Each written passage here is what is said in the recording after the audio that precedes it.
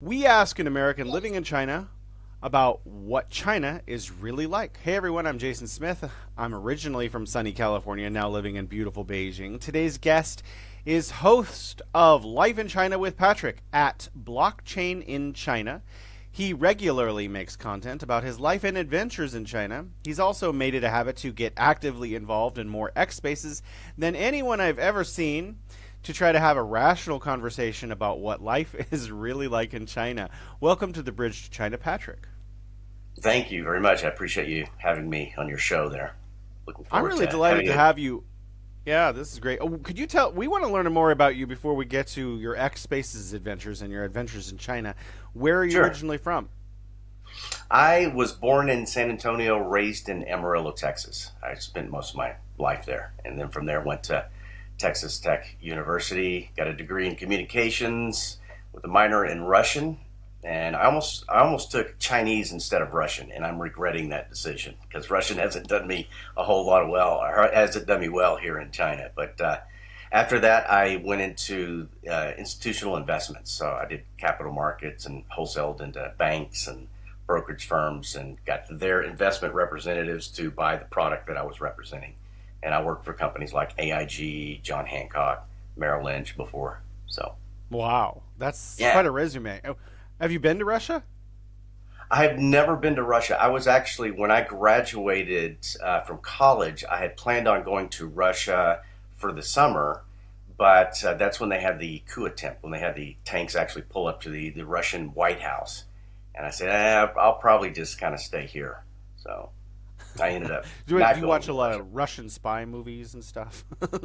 I learned how to say, give me microfilm, give me microfilm, because that's all what the Russians say, right?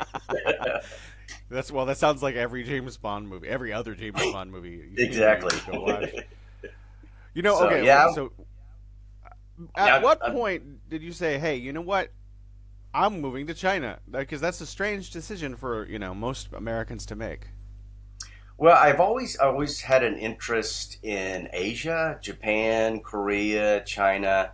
What got me on it's kind of strange was, do you remember Shogun back in? I think it was Yeah. back in the I think somewhere in the 80s, maybe late 70s. I'm kind of giving my age now, but I watched Shogun, and I loved the culture. I loved the outfits, the uniforms, the military uniforms, and so I always kind of had an interest in Japan. What made me go to China was so I do when I was in the investment business. I'll kind of back up a little bit, explain kind of how I got into China. In 2008, I was working for AIG, and as you know, that was when the financial crisis happened. And at the time, AIG probably had about 120,000 employees, and they started trimming the fat and laid off probably 50 to 60,000 people. And within 6 months of this financial crisis, I was laid off. I lost my house. I lost my cars. I ended up going through a divorce. I had to move up to Austin, Texas, north of Austin, Texas, and live on my brother's property, my older brother's property, until I could kind of, recover and reinvent myself. Um, so I started doing voiceovers, and which is something I've always been interested in the arts and theater arts and movies and that kind of thing. And I started doing voiceovers and eventually built up enough royalties where I could start to travel a little bit. And my first place to choose was China. And so I came out to China back in 2018 on a 3 week vacation and just fell in love with Chongqing and decided that I wanted to come back. So the quickest way to do that is to get a teaching, for me, was getting a teaching certificate and come back and work for one of the local training schools. So that's Is, how I got here. That's kind of the Cliff Notes version of it. so are you in Chongqing now? I'm in Chongqing now. Yes, It's a beautiful city. Wow. it's May I ask it's about your phenomenal. first week? Oh, go ahead. No, I was gonna say it's phenomenal. I see your on your X space. I see your post on. I think you've got something for Chongqing because you post quite often these beautiful videos at night on the river, and so I'm thinking that it's drawing you to Chongqing. Is that what's happening? Well, I mean, I travel around. In the last 2 weeks, I've been from Beijing to Chengdu to Yunnan, several cities, to Guangxi, to Guizhou, and back to Beijing. And I'm about to go to Fuzhou. I'm just all over China all the time. So yeah, Chongqing is absolutely beautiful. In terms of the big cities in China, I think Chongqing is probably the most spectacular, in my opinion. I would say Shenzhen, Yeah. except Shenzhen, what the difference is that Chongqing has ancient temples and stuff.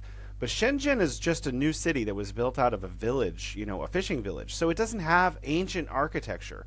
But what you get with Chongqing and some of the other big cities is a mixture of modernity and ancient architecture. I'm a big architecture fan, and I like to see it Mhm. all like mixed up together. And you get that in Right. Chongqing, and it's also this 5D city. You, I don't think people can understand what we mean by that unless they've really been there, though. Yeah, it's until you've been here. I mean, I see often when people post yourself post videos on Chongqing that they think it's some kind of AI generated video, and that's just definitely not the case. Because we go to Nanbinlu Road, which is just south of downtown, kind of the main area. And I was just there yesterday, and I just look at it, and I'm just dumbfounded at how massive it is. I mean, if you take like five New York cities, downtown New York, and you put it into one area, that's what you get. And then, of course, you've got all the lights that are, the uh, flashing off and on, messages on the side of it. It's just an amazing experience. And it still hasn't got old after 7 years of being here. It's just amazes me. And you also get the all the boats on the river doing the tourist things, and then you also on top of that get the drone shows at the same time, and then you Yeah. just it's ramped. It's already got a population of 30 million, but there's got to be 2 or 3 million tourists there at any given time. So it's just exciting. It's just Mhm. alive. It's just an amazing city. Well, let me know. Um, Let me know you next time you come out. I'll have to take you out and show you some of the back, the back alleys that a lot of people don't know about. So Yeah, I would it's love. A Chongqing hand would be really helpful in terms of getting some extra really cool footage. I wanted to Mhm. ask you though. I like to ask everyone this. You're from the United States of America. We have a lot of perceptions about China that I'm not sure are that accurate. So, what was your first week or two in China like? What did what were your first impressions versus what you thought China was going to be like? Well, I was here for 3 weeks, but I'll say about 3 or 4 days into my trip, I remember sitting on that same street I was just talking about, Nanbinlu Road. I was at a Starbucks, and I was actually starting to get really angry because I was even actually warned by a family member. You got to be very careful because they harvest your organs there. They may take your organs, and so it's just amazing how much Western media that you have to shed. But the first 3 or 4 days, I was really angry at what I had been told as an American about China.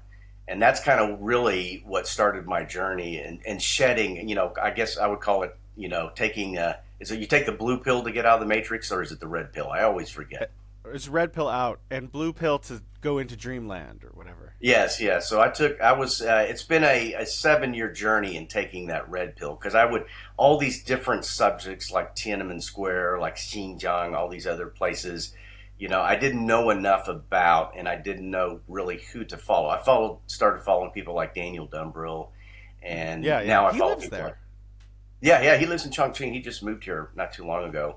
But that was when I started to shed it. And then I returned 5 months later, 6 months later after my trip, and that's when I just started to shed more and more Western media, taking that red pill and getting out of what Western media had taught us. Yeah, I mean, well, what in term not necessarily just in terms of media, but like what about China shocked you? What surprised you, good and bad, or both?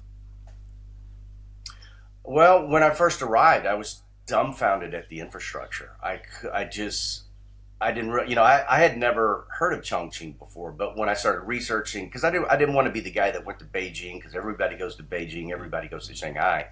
So in my research, I found Chongqing, and I did a little research on it, but had I done more, I think I would have realized how big this place was. But I got here, and the buildings, the subway or the light rail system is just, I mean, I almost took a picture of the map that they have in the subway of the Chongqing subway system, and it's literally a spider web. And I was looking at the locations between, let's say Yanjiaping and Daping, and there's about a 10-minute walk, 15-minute walk. So the people that live around this particular area, they can just jump on the subway and get to anywhere they want in the city, and they might have to take a taxi to wherever they're going. But the infrastructure is what really caught my attention. The other thing is the food. I mean, here in Chongqing, I don't know if do you know Chongqing? They're a big news agency here Yeah, in I do. Chongqing. I was interviewing one of their reporters, and I said, "What do you like about Chongqing?" She made me laugh. She says, "Hot women, hot food, and hot weather." And the food is unbelievably hot. It's good. It's addicting. But it's like it's a love hate relationship when it comes to eating hot pot. Because if you eat too much hot pot that next morning, you'll need to literally take off a couple of hours until it's kind of cleared out of you. Not to be too descriptive, but I still go back for more. I've loved the hot pot. So it's the infrastructure, the food is great, and I would say the people. I mean, the people are just the most genuine, nice people, and they're very curious about foreigners. Here in Chongqing, we don't have as near as many foreigners as you guys do in Beijing or Shanghai. So I get stared at all the time, and people taking pictures and coming up to me asking me where I'm from. I get it quite often in the Didi or the taxi, asking me where I'm from, and we'll have a short conversation with my limited Chinese as to how my experience has been. But they always say, "Welcome to China. We hope you have a good stay." And when they actually learn that I'm married to a Chinese woman and I have two children, that actually I have three. I have one that from a prior marriage in the United States. So they're excited to hear about that. So I've always felt welcomed here. Never felt threatened or anything like that. I've always had a great experience with the people.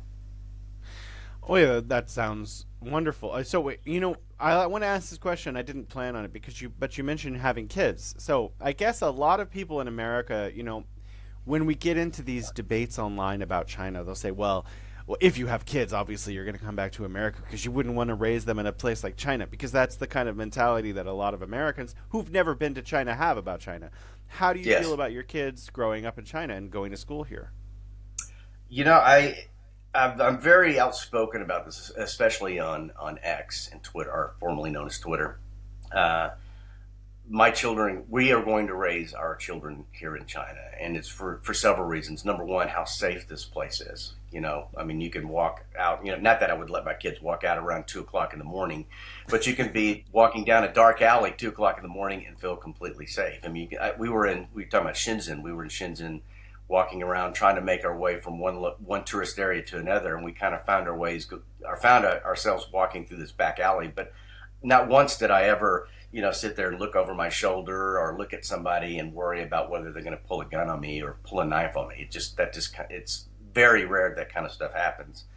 Uh, there's a couple of other reasons why we're going to raise our children here is the woke culture. I'm pretty conservative, and as you know, with the prior administration, they were introducing some dangerous ideologies into the school system that I don't agree with. And I just, yeah, President Trump is in office now, and he's kind of going against that, trying to shut that down. But who's to say the next administration that comes in is not going to reignite that ideology and bring it back into the schools?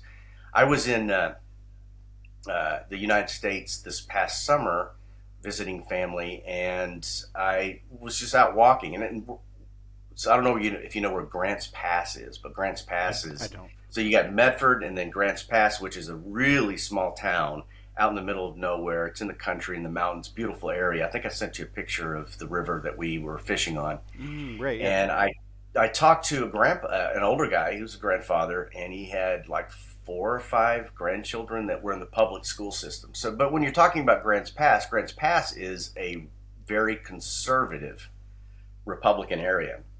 But within their school systems, they were introducing the trans ideology, and are you a girl, are you a boy, that kind of stuff. So he pulled out his children from the public school system and put them into a private Christian school. And just hearing that, again, we've got President Trump in office, but who's to say that things couldn't change with a new administration coming in? The other thing that at first I didn't appreciate it here in China, but now I can actually understand why they do it. And as you know, it's the amount of pressure that they put on kids to study and to be at the top of their game. And the reason why you have to be at the top of your game is you're competing against a boatload of other children, boatload of other students to get that one spot. And I'll give you an example. My wife, she's an art teacher, and she works at a government school. She says there was over 800 people that had interviewed for her position. Wow. Yeah, and that was 15 years ago. So now you've got all these, a lot more kids coming into the system, a lot more students graduating from high school and college that you got to compete against. So there's a tremendous amount of pressure on children to make the best grades possible. It's tough on the kids, but I will tell you, I think it's better in the sense because kids in the United States seem to get in a little more trouble. They have a little more free time than I think that they should have. And here it's a little more controlled. I think there needs to be an even balance. I think it is a little too much. Pull it down a little bit, give them some more time to play, do extracurricular activities outside of school. But at the same time, you got to keep kids busy. And they have to, as you know, in this environment, they have to be at the top of the game in order to nail that job that they're going to be going after. So that's kind of it's the safety. The other thing too is China's cheap. I mean, it's really inexpensive to live here. I mean, the cost of living, especially in Chongqing, even though it's a city of 33 million people, it is just. I mean, the healthcare, the food, the travel, the transportation, the clothing, everything is much less expensive. I would actually, if I moved back with my wife and 2 kids, I would actually have to go back into the investment business and, work the 60, 70-hour weeks that I was working and traveling to be able to, afford a private school for the kids, have a nice house, have 2 cars, that kind of thing. So, life is it's much easier here. I have a very, very easy life living here in China. Well, actually, that brings me to another question. I'm going to skip over some of the planned questions and come back around. You made a video called American Dream in China. So, you're talking about that, I think, right now. I wanted to ask you kind of 2 questions. The first one is, what did you mean by that video? What kind of life can one live in China? Let's say somebody comes here to teach, and there's plenty of teaching opportunities. Probably not as many as before they changed the education process in training schools, but overall you can still get a teaching certificate as long as you have a clean background, clean health, and all the other information that they require. You can live, I'll give you an example. So I teach at night, but during the day I do voiceovers. I've got clients all over the world that I do commercials for, movies, all that kind of stuff. I do mostly animation stuff. So between teaching at night and doing the voiceovers that I might have, a client in the US or in Russia, I'm working maybe on a busy week, full schedule, maybe 30 hours a week. Wow. So it's, the rest of the time I can go out. I'm trying to amp up more videos on my YouTube channel and shorter videos on X.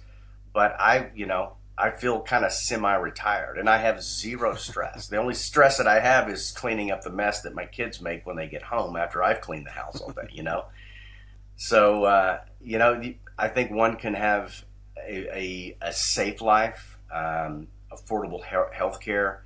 I've had to have 2 CT scans in the 7 years that I've been here, and both times it cost me about $65 to have a CT scan. I can buy antibiotics. Was it azithromycin, the Z-Pack? I can go to the local pharmacy just right down the street from my house without a prescription and buy a Z-Pack for $1.25. Wow. So, I mean, Wow. every aspect of someone's life, if they decided to come, I'm a big proponent of, if it's not working for you in the United States, sometimes you just have to make radical changes. And that's what I did. And when you decide to make radical changes and come to a place like this, I think most people, they won't regret it because, like I said, it's inexpensive. Um, the work life balance is much better here. I bought these. These are new glasses that I bought. And I've always wanted the tinted glasses, but I got it for two reasons. One, I just liked the way it looked, but also because I use the computer a lot to do recordings. But these glasses I bought, high end. Uh, my right and left eye, it's like 7.5 and negative 7.25. So it's really strong, which makes the edges of them thick. So I bought the really expensive ones that make the thinner edges, and got the blue tint and the frames, which are real nice. Is for maybe like $225. And in the United States, these glasses would probably cost $600 or $700. You might have some insurance that'll pay for it, but you're still going to be out of pocket probably $300 or $400 for a pair like this. So, I mean, every aspect is just enjoyable here. The travel, I mean, you travel quite often. Um, I mean, you can get on a high-speed train from Chongqing to Chengdu, take an hour and 15 minutes. You don't have to worry about seat belts. You don't have to worry about turbulence. Uh, I call it the pet. So you've got three sections. You've got first class, business class, and I call it the peasant section. So you could be in the peasant section and still have a foot of knee room. I don't Plus know, how tall are chargers. you? Huh? I'm Plus almost chargers, 6 feet. exactly. Yeah, You're 6 feet? I was on the train yesterday, and we were like, "Oh, there's no charges," and she's like, "It's under the seat." So, Yeah. so I was on an 8 hour train ride from the south of China to north of China, 350 kilometers an hour. I was worried I was going to run out of power to play with my phone, but no, everything's fine. Yeah, yeah. And you're being 6 foot. You still probably have a half a foot in front of your knee between Oh yeah, you and the next chair. Yeah, oh yeah. it's an amazing experience. You can, the subway's cheap. I mean, I could talk for hours just on the things that you can purchase here. The food you could feed two families for maybe $45 and have everybody full. People have drinks and that kind of stuff. So Yeah, in the United States, if you're married, right, both of you have to work to be able to just make the bills, unless you're, in a really, really lucrative career. But mhm. I'm at the point where, like, we're buying a bigger house so that my wife and her parents can all live in the same house, and on my income, I'll be able to provide for everyone. I think, it's pretty amazing, and it was my idea. I was like, you know what, I could easily just afford an extra room and we could all live together, and like I actually like that. I have a huge family growing up, three brothers, my parents, we all grew up in the house. I like the noise of a full house, so it's like, yeah, just invite your parents to live with us, we'll just get a bigger house, and like no problem, I'll pay for everything. And it's like really not inconvenience here because one income is really enough to provide. That's why I think Chinese people save about 40% of their income, and the malls are full. It's because, like, your income, if you have a good job, it's good enough to take care of everyone. So I want to ask you about the language barrier. You mentioned you learned Russian and now you wish you had learned Chinese, and you've lived here Right. since 2018, if I understood correctly. How is the Yeah, it Chinese was. coming? How is it difficult? Uh, I don't know if it's an older age thing, but I understand more than I can actually speak, and I think if I could, you know, if I did speak more, that they would understand me. When I'm not, what's weird is when I'm not with my wife, I tend to be more confident when I speak Chinese, so I can have not really in-depth I can't have these like political conversations, but I can have, how I feel about the country, what I think about the food, that kind of stuff. But I would say, I'm probably as fluent as maybe a 3 or 4 year old. That's So maybe not the same words like "Can I watch a cartoon, mom?" But yeah. yeah, exactly, a little bit different, conversations. But yeah, it's and I go through phases where I'll study. I've got to YouTube, and there's a couple of teachers that I've found that Yeah, yeah.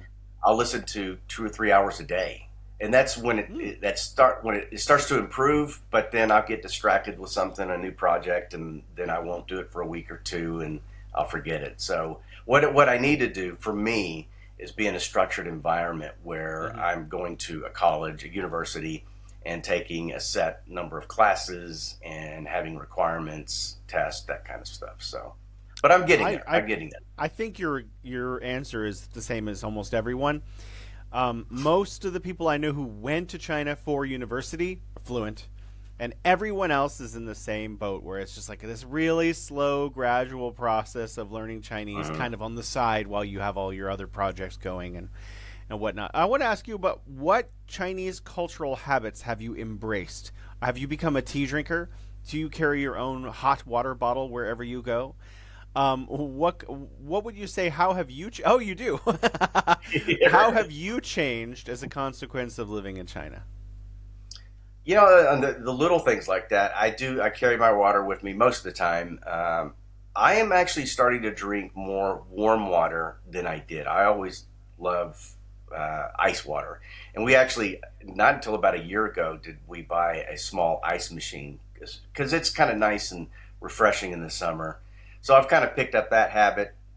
I've picked up my wife's habit of just trying to save as much as I possibly can. Like, okay, do I really need this item that I want to buy? And usually being able to, like, we need a new car. Our car is like 12 or 13 years old. We're starting to have it's having to go to the shop more often, and we want to buy a new car. But my wife said, why don't we wait another year or two, try to get as much as we can out of this car? And I was kind of irritated at first, but I was like, you know what, that makes sense. It's still, she drives it to work, and that's about all she does. Most of the time, if we're traveling, we're taking a Didi to the train station, and then or flying out somewhere. So, you know, we don't use the car quite a bit. So I've taken up the habit of because I used to be. I mean, as soon as money came in this hand and went out the other one, then I was buying something. So I've gotten a lot, and maybe that's an age thing too. I've gotten a little bit older where I think it's important to save as much as you can. So That's an interesting one because yeah, most Americans don't have a lot of savings. I think the statistics are roughly half of Americans have no savings and wouldn't be able to pay for an emergency item that came yeah, up, like a medical issue or whatever. Whereas in China, most people save almost half of their income, which I think is really fascinating. And I've also, like you, picked up the same habit. I save a lot more. And I'm not sure because, I didn't get old in America. I moved here 12 years ago. So is it because I have my Chinese wife's culture is like rubbing off on me? Or is it because I just got older and more mature? I don't know. I guess I will never know. But I want could be to a change the. combination of both. Yeah, maybe. We definitely save a lot more now. I feel a lot safer approaching retirement. Yeah. But how would you characterize modernity? Because clearly the U.S. does have a lot of modern things like what is that? The giant sphere in Las Vegas and stuff like that. But how would you characterize modernity in China versus modernity in the United States? What is China like in terms of like modern infrastructure, robotics, drones, whatever? They have it all. I mean, I always make jokes about in Las Vegas they have I call them the Tesla tunnels, Yeah. and that seems to be like people will bring that up in a conversation like as if that's the gotcha to the technology that they have as opposed to China. But you until you come here and travel around for a week or 2 weeks, you can't really completely comprehend the amount of technology that is available in this country. I mean, we'll start with the subways. The subways and the light rail system, they're clean. I mean, they're immaculate when you walk down in these. They got the marble floors. They have the plexiglass partitions to make sure that nobody pushes you onto the train track. Um, they're immaculate inside. You've got the high speed trains. They're working on a new high speed train, and I believe it's supposed to break like 400 kilometers per hour. Is that? Yes. Tell me if I'm Correct. wrong. It's They're supposed to be able to travel at 450, but it's only going to travel at 400 for safety. yeah, yeah. I mean, look at the United States. They're still working on a high speed train in California, which has been going on for what, 12 years, 15 Oh, way years. more than The that. big, I graduated high school in the early '90s, and I had to write a report about the imminent development of of California's high-speed rail, and I was like, "Oh, this is so exciting!" What is it like 35 years later? yeah, No. yeah, no. I don't know if you remember the Big Dig in Boston.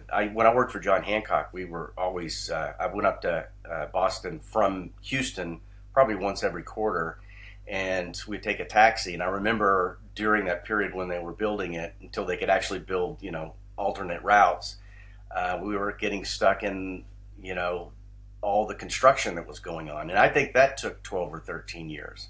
But you've been in, you go to Shenzhen, you go to Beijing, you go to Shanghai, Chongqing, Chengdu, and there's just literally probably thousands of miles of underground, uh, shops and pathways that you can walk from one place to another. Um, the robots. What's the name? I forget the name of the big robotics manufacturer here that's actually Unitary? been, yeah, Unitree. They've been showing. I'm actually following them on X, and it's almost weekly. They're showing a new update to the capability of the robot. The robot can dance, it can do wushu or kung fu, and it's all got these fluid movements that you just don't see in some of the robotics in the United States. I mean, you've got Boston Dynamics, Mm-hmm. and Mm-hmm. they're doing a lot, but it's now, I believe, at least from what I've seen between Boston Dynamics and the Unitree and the other manufacturers here, that they're light years ahead of America. And I've speculated, maybe, you know. I think that we'll probably have robots within our homes within the next 5 years, doing the Mm-hmm. simple, tasks that need to be done in the house, probably cooking and that kind of thing. They're already using these robots in rice fields. I was interviewing a college student. She's from Xinjiang, and she spoke English. Well, she spoke English, she spoke Uyghur, and she spoke Mandarin Chinese. But she was down here studying at the university to get her doctorate on rice farming. And I asked her, I said, you know what? Every time I've been out in the country, I don't see that many. I mean, I see smaller children, but I don't see people that are in their 20s and 30s doing a lot of the farm work. And she says, well, that's because a lot of them are wanting to move into the big town or the big cities and pursue, an alternative job. They don't want to do the farming thing, which happens in a lot of countries. Like in the United States, kids don't want to be farming. They want to be, maybe a doctor. They want to live in the big city. I said, so what are they doing to replace all these people that are leaving? And she says, they're bringing in robots. And she showed me a video of this. I mean, it was probably maybe 7 feet wide, and it was a robot that was literally planting the Wow. all the rice, and then they're using it for harvesting. So, um, I mean, China is, it's until you come here and see what they're doing, like their cars. We're talking about technology here, but they're EV cars. You look at my favorite car, the car that I really want to buy is the Neo, the 6-seater Neo SUV. It is a sweet looking car. It's comfortable. It rides nice. It's quiet. It's got great crash ratings, and the best thing about it is it has battery swapping capability. Mm. So, and they've got these swapping stations literally all over China. I forget how many thousands of these swapping stations that they have here. Just in our area where I live, there's probably 3 or 4 swapping stations, and they're not too far from here. So you literally take your car, your battery's low. You can charge it up if you want, if you've got a charger at the house, and they'll install that. But you can take it, switch the battery out, put a brand new one in 3 minutes, and be on your way. So when you're out traveling, you know, in this long, especially on a holiday like this or the Chinese New Year, a lot of these charging stations may be full because you've got so many people trying to charge up. Well, you just go in, switch your battery out, you're done, you're back out on the road. And the technology, you can, with Neo, you can have, they have 3 or 4 different options as far as the wattage. So you can kind of get the lower one that you would use around town.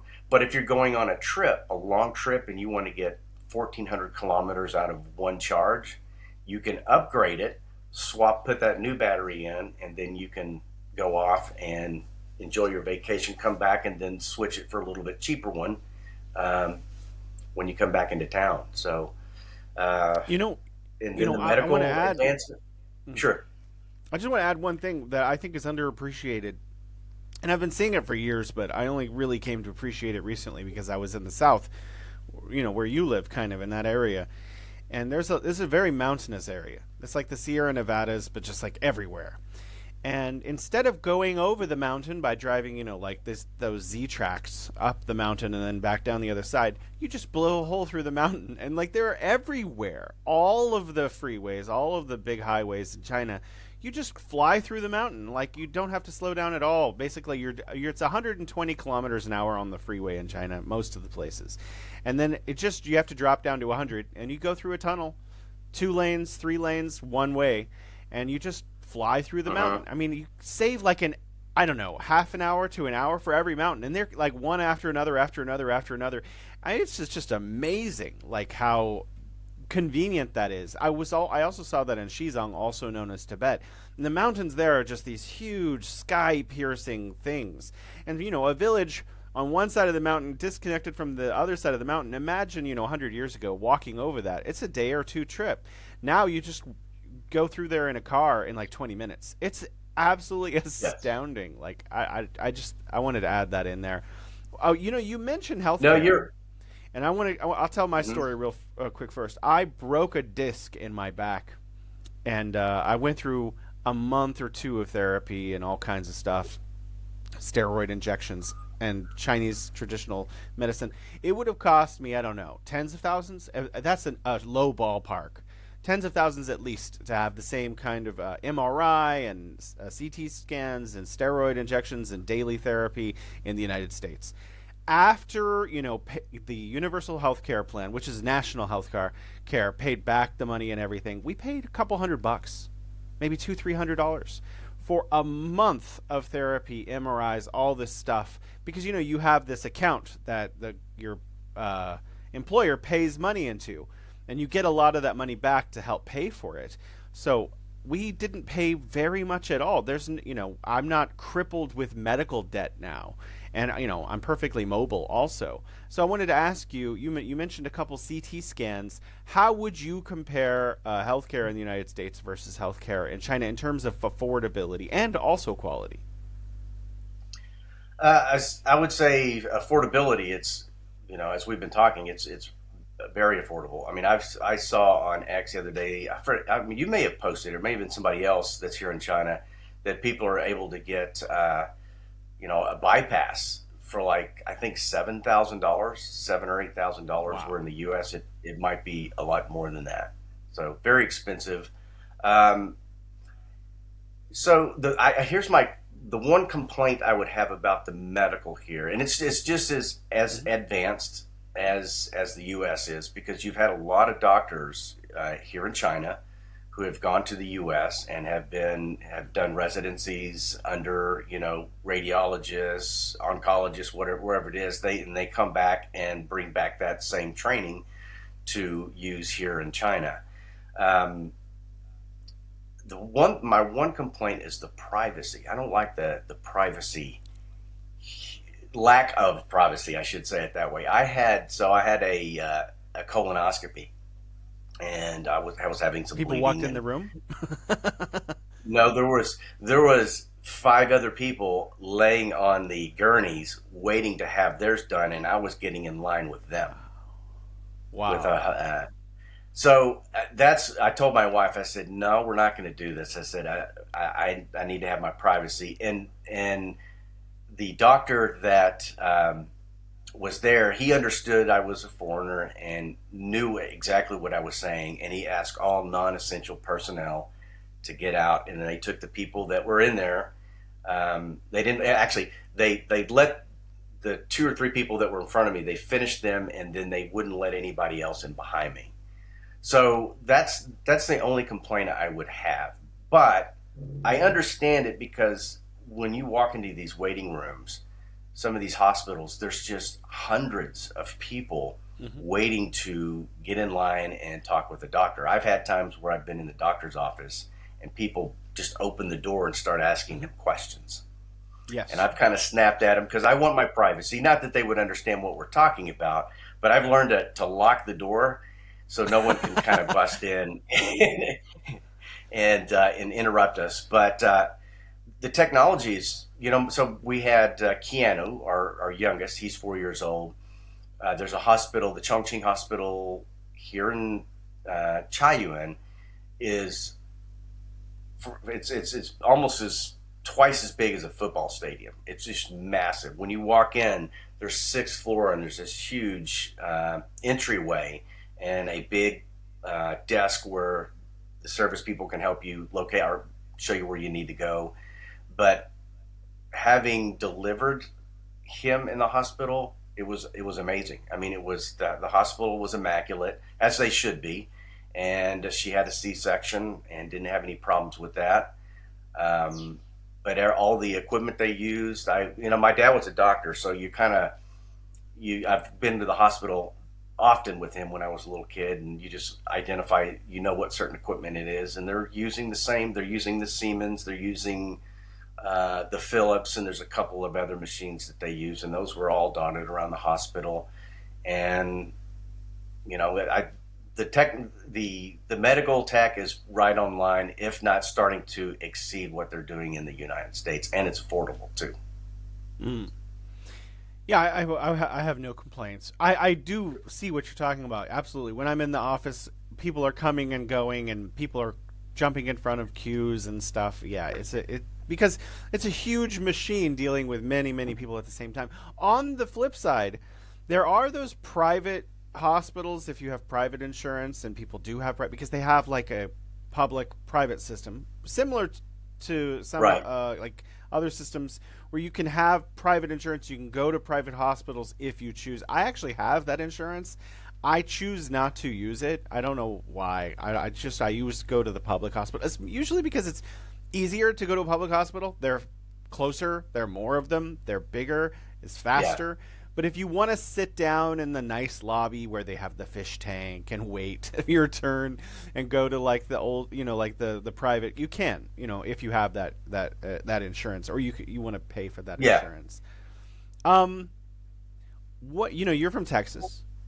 I'm from California. I don't know if you guys have In-N-Out Burger, but that's what I miss. And Taco Bell sometimes, because they have Taco Bell in China, but they don't have beans in the Taco Bells in China.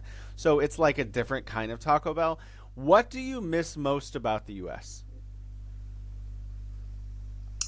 What do I miss most about the U.S.? I would, you list a couple of restaurants that are not restaurants, are fast food places. I miss Chick-fil-A. I miss Smoothie King.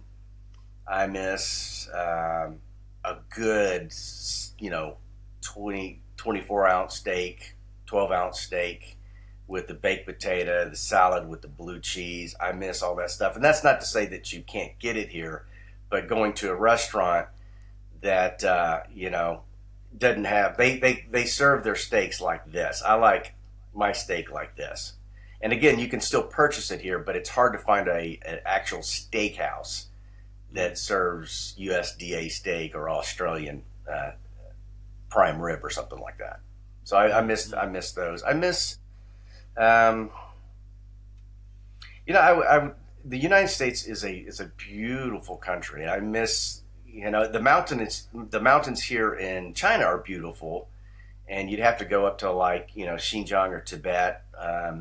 Or a couple hours northwest of Chengdu to really see some massive mountains. But in the United States, where I grew up in Amarillo, I could just drive to New Mexico in 4 hours and be skiing or snowboarding, that kind of stuff. So I missed that.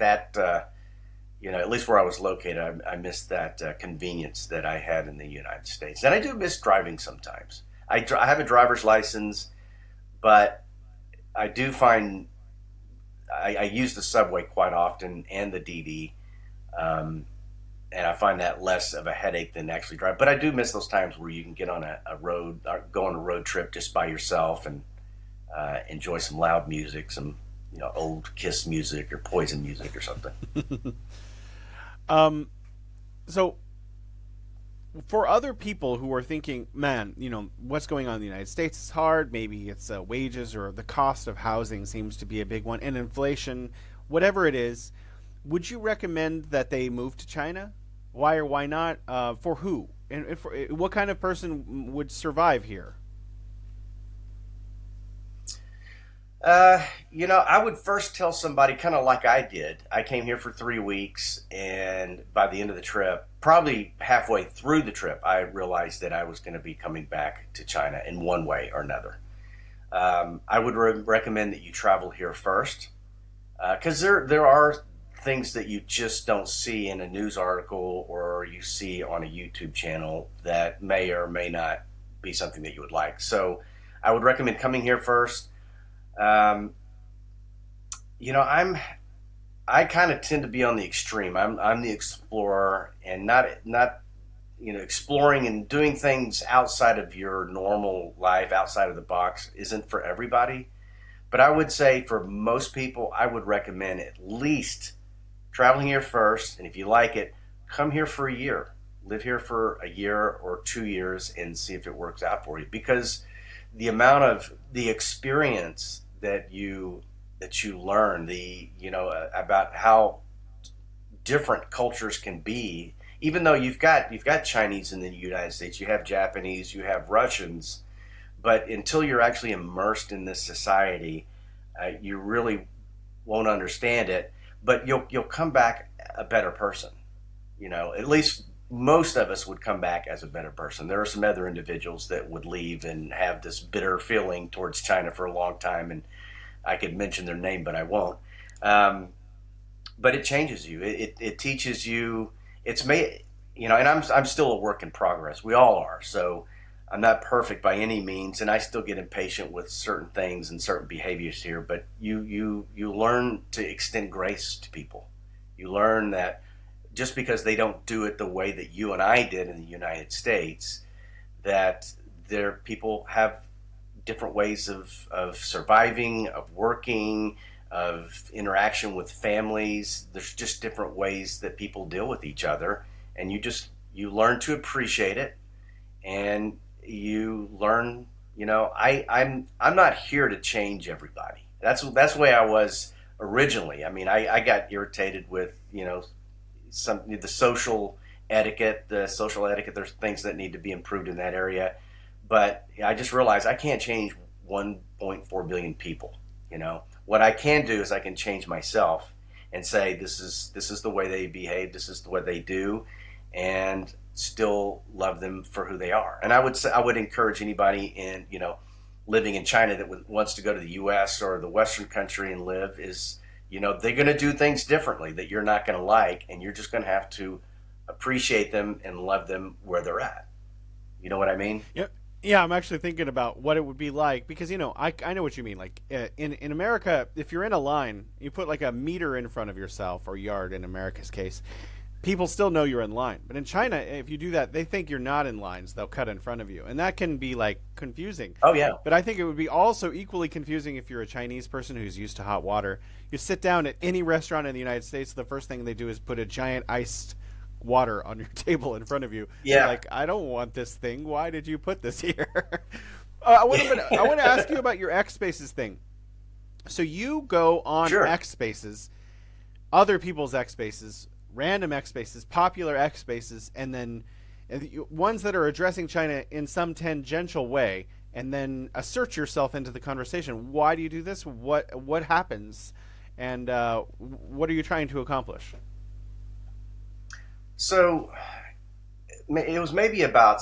I mean, I just recently got on X, or formerly Twitter, maybe 2.5, 3 years ago, and then I stumbled across these X Spaces. For those who don't know what X Spaces are, they're kind of like this public conference call where you can, if you have an interest in geopolitics, maybe crypto or finance, then you can go into that particular space and you can listen to other people. They've got a host, usually a co-host, and then several other speakers talking about whatever subject that it is that they've titled it. So I found myself going into these geopolitical spaces that talked about, the relationship between China and the U.S. And it's inevitable, and when China is brought up, that people will start talking about China who have actually never been here, and they're just regurgitating what Western media has taught them. And I got very irritated with that because they would say, "Well, this is going on in Xinjiang." I want to know that's not right. I find myself getting mad, and they would talk about how backwards this country is, and I'm like, you don't even have any clue how far advanced that China is than the United States. So I started going in there, and I pushed the little request button to be a speaker, and I've found myself having, and not debates. What happens is these things turn into just a zombie troll moment where you say, you're not right about this particular subject in China because of this, and this, and then all of a sudden I'm interrupted, I'm attacked, I've got a character assassination. I've had death threats, and I've had people threaten to beat the crap out of me in some of these X spaces. Wow. But I still go in there. I ended up getting in one space that's run by Jordan Daly, and he's got like 1.2 million followers. And I had a moment where there's a guy, his profile name is Hitler, so if that gives you an idea of where he's going to be coming from. He starts attacking me, he starts threatening me, and Jordan said to this guy, Hitler, he said, "Why don't we have a quick debate in here?" And he dropped off. Hitler dropped off because he knew he was in the wrong. But from when I started speaking, I spoke for maybe a straight 12 minutes, passionately about how different this country is and how most things that are said in Western media is not true. And I called it my Jerry Maguire China speech. And it touched him enough that he says, "I want you to debate this other guy." So we had a debate with this other guy. I brought in Carl Jaw. I think I invited you, but I think you were on vacation, and a couple of other people, and we had this debate. And what I've found, so to answer your question, why do I do it? Because it makes me angry when I see Americans just repeating Washington's narrative that China bad, China's the boogeyman, China's going to take over, China's going to do this. And it's so not the case. I mean, you look at the number of U.S. military bases around the world, that's over 800. And you've got around maybe 350 to 400 that are very close to China itself. You've got the U.S. military that sails in between China and Taiwan 6 to 12 times a year. They actually fly thousands of spy missions along the coast of China. And when's the last time you've seen this taking place in the United States? When's the last time we've seen an armada of ships drive up the coast along the United States? We just don't see that. And the hypocrisy, the disinformation, this misinformation that's on these X spaces motivated me to say, no, I'm done. I've had enough. I'm going to at least do my part to stop what these people are saying. So if I can change one person's thinking, I'm not asking them to completely change it and believe everything that I say, because I want them to challenge me, and I want them to do their own research. But if I can get one person to say, maybe the United States, the Western media has been lying to me about all this other stuff. Maybe they're lying to me about what's going on in China. And if I follow this guy Patrick, if I follow this guy Jason or Daniel Dumbrill or Arnaud or who it may be, if they can start to see that there are people that live here that know much more than the Western media ever will, that they'll start to change their perspective and change their opinion of China. And it's, I'm one guy. And like I said, if I can change that one person that happens to know maybe President Trump, or happens to know Bissett, or happens to know Marco Rubio, and can say, I talked to this guy, but he said this, and it takes one person. And I think if myself, you, the Daniel Dumbrills of the world, if we're out there in a unified effort fighting against this, that we can maybe change the course of where this relationship with China could possibly go. I mean, the last thing I want is war between the United States and China. It would be devastating economically, and hundreds of millions of people would die. And that's why I do it. I want peace between the United States and China because there's no reason that we should be enemies. They're two of the most powerful countries in the world who can change, bring that many more people out of poverty, who can put their minds together when it comes to medical technology, travel, whatever it is, put their minds together, put their scientists together and China's scientists together, we can come out with miraculous things. But United States they want war. They want war. And it seems like they're prepping the American people for that at some point in the future. And that's what I'm trying to stop. Is I don't want war between my country, the United States, and China. So kind of a scenic route to answer your question, but I'm very passionate about being on these spaces and encouraging others who live here to get on these spaces and say, no, that's not correct. No, that's not right. So, I completely agree with you. Actually, your motivation is very similar to mine. Final question, Patrick. For people who want to understand China better, what would you recommend that they do? no, number one, stop listening to Western media. That's the best thing that you can do for yourself is not listen to that anymore, because the majority of what comes out of Western media is all incorrect. If you're not going to travel to China, but you're interested in knowing the truth about China, what they need to do is follow people like you, Daniel Dumbrill, I don't know if I'm saying this, Arnaud Bertrand.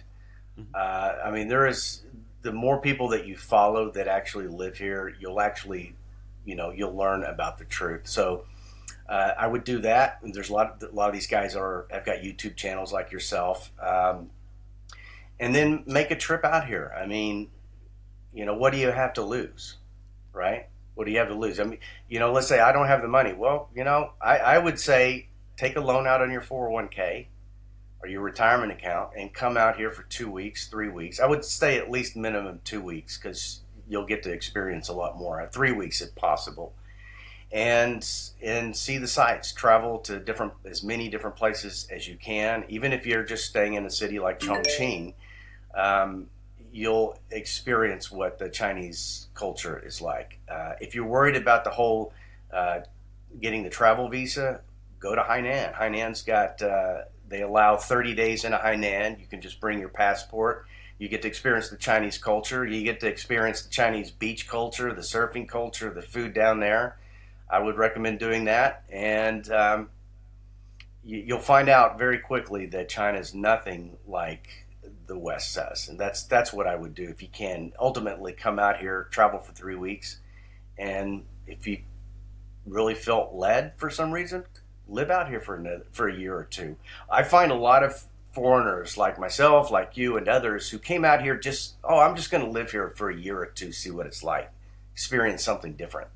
And what happens is you just fall in love with the place. I mean, you fall in love with the cost of living.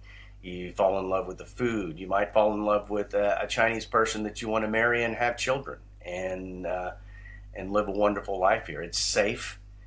It's inexpensive to travel, and the government takes care of the people. And that's, you asked me earlier about living the American dream.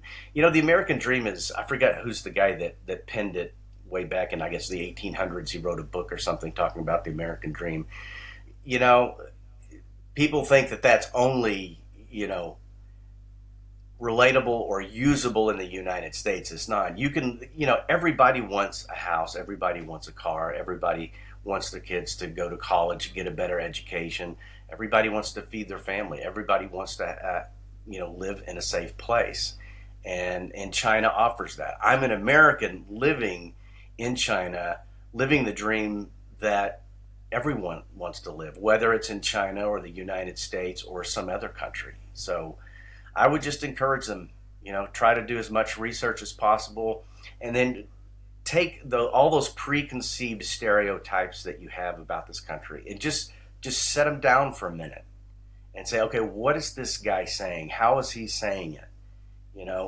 And if you're interacting with people on X or YouTube, you know, position it as, instead of saying, well, you're just a shill, you're getting paid by the CCP to repeat this.